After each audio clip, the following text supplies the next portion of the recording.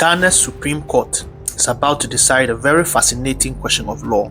Wesley Girls Senior High School, one of the most prestigious all-female second cycle institutions in Ghana, has allegedly drawn a line in the sand. Muslim students cannot manifest their religion by praying, fasting, and wearing hijabs. The Attorney General of Ghana has filed papers supporting the school, and the entire nation is holding its breath, waiting for a judgment that could define religious freedoms for a generation. But here's what most people don't know. Kenya already fought this battle, and the surprise is at the end. It's June 2014 in Kenya. St. Paul's Kiwanjani Day Mixed Secondary School sits in the heart of a diverse community, 412 students walking its halls, each carrying their own faith and their own story. The school was young, only 8 years old, sponsored by the Methodist Church but open to all. When you enrolled, you signed a contract, a promise written in ink that you would wear the uniform exactly as prescribed, no exceptions, and every parent knew the rules and every student agreed. Then one morning, everything changed. The deputy governor made a request asking that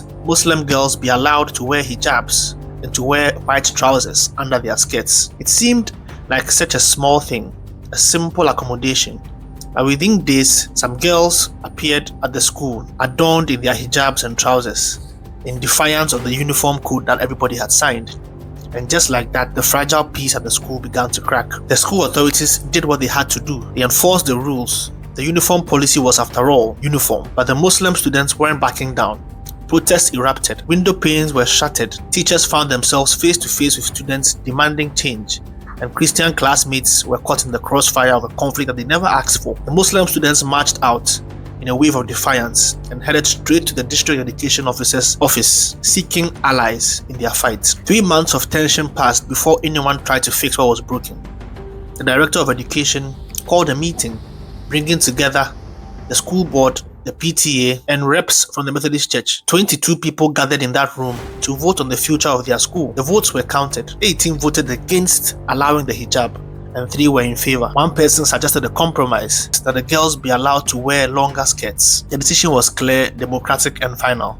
But things got interesting. The director of education looked at those results and did the unthinkable.